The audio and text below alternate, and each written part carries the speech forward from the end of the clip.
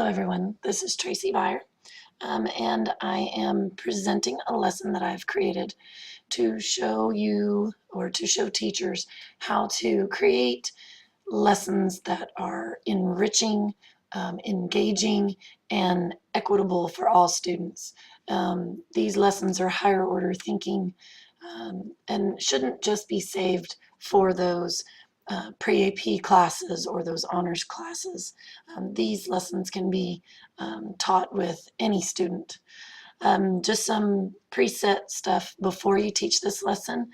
You want to analyze your students and create partnerships where you have one high functioning math student and one low functioning math student, or a student that you have perceived to struggle a little bit with some math concepts. That way they can work together and help each other out. But that's what I would do for this particular lesson because it's somewhat inquiry.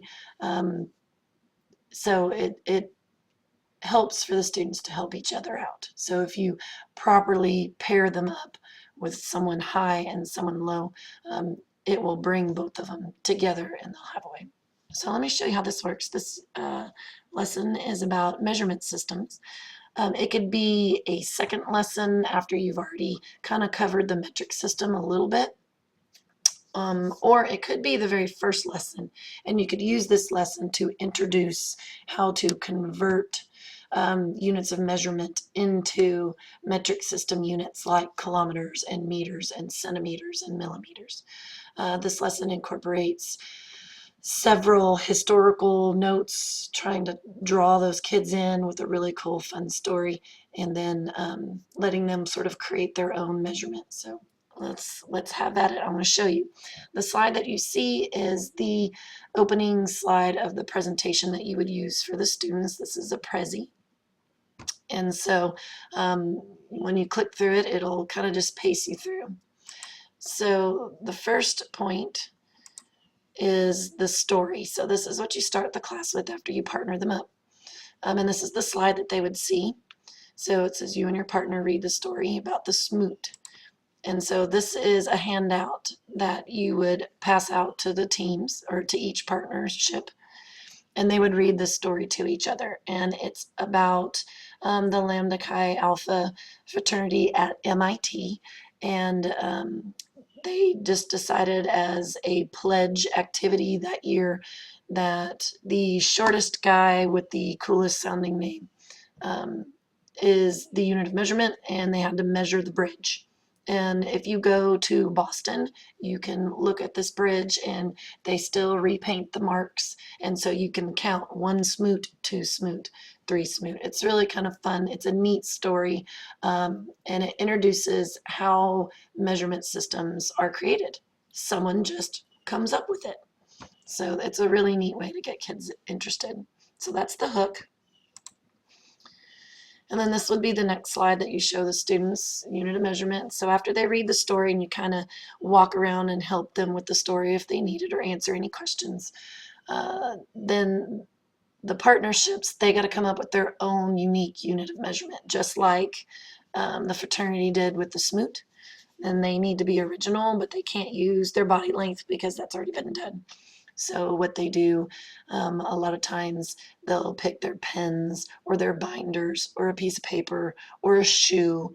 I've had students pick like one of their ears, and they would have to literally lay down and measure something ear by ear. So it's really kind of fun. Let them pick whatever they want as long as it's within reason, because they will need to move about to be able to use this unit of measurement. So it needs to be reasonable, but let them have fun with it. So then the next thing you do, or the next step in the lesson, is that you give them an opportunity to use that unit. So if you have faith in your students and you've established a really good rapport with your students, you might feel safe letting them out into the school. Or if not, then you take them as a class somewhere in the building, whether it be the gym or the cafeteria or maybe even outside on the school grounds, just somewhere where you can supervise them. It just depends on your comfort level on letting your students go about the building. You would give each team a timer, and as you can read in the slide, they have 10 minutes. They have to be back within that 10 minutes, and they have to measure 4 things in the building or in the area that you give them with their new measurement system. So with their ear or with their pen, and they've got to write that down, and that's on a sheet, a student sheet that you give them. So you have 10 minutes of them doing this task. So then when they get back, and it's important that you time them, very, very important that you time them, or they would wander forever. So when they get back, then you start working with conversions. So then you hand them a ruler or a measuring tape or a meter stick or something, and they take their unit and convert it into centimeters. So they just measure their unit in centimeters, and that gives them their initial standard. And then what you do is you facilitate, depending on if you use this as a very first lesson or if you use this as like a secondary lesson to let them, be creative with their conversions. You introduce how to convert. So now they've already got something measured in their really cool, unique measurement system. And then you let them convert that to centimeters, convert it to kilometers, convert it to meters, convert it to millimeters.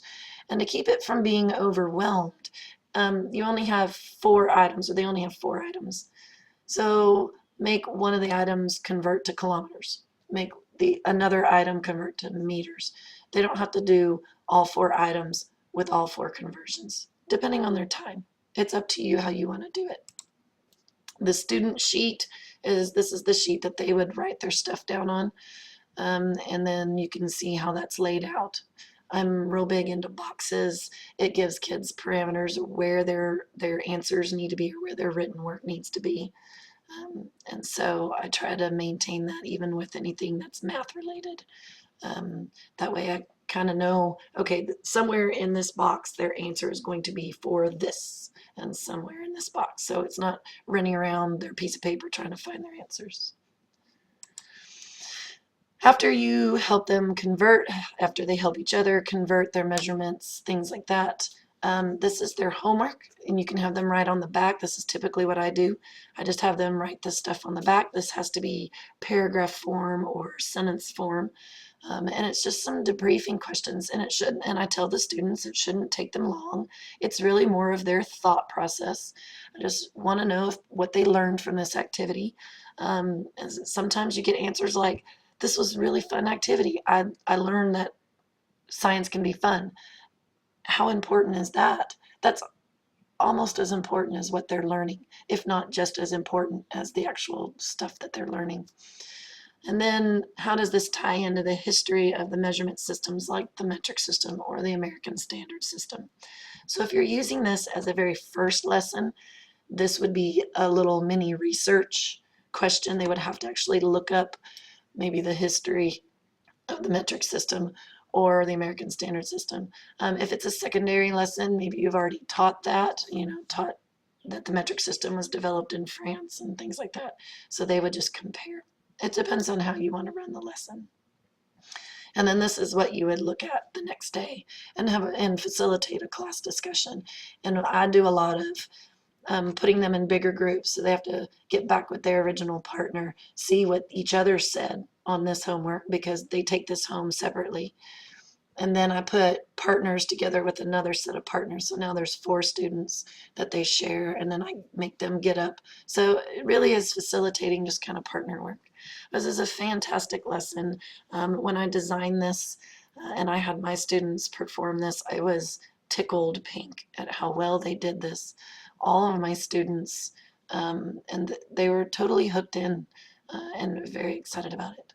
And it really helps pull up some of those students that struggle, or some of those students that may not like science, or students that have gaps. They feel like they created something in this lesson, and that's just so valuable, and helps hold them to education, to help narrow those gaps. So I hope you like this lesson. I will post it and let you guys have the link to the Prezi and everything else. Thank you.